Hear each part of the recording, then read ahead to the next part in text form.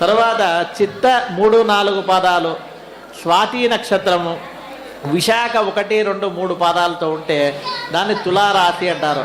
తులారాశి వారికి అధిపతి శుక్రుడు.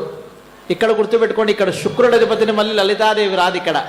ఎందుకురా అంటే తులారాశి వారికి తులా, వృషభయో, భృగు, మనకు ఒక భాగంలో శుక్రుడు అధిపతి, ఒక భాగంలో శివుడు అధిపతి. శుక్రునికి మృత సంజీవిని విద్యను ప్రసారించిన వాడు సాక్షాత్ మహాదేవుడు.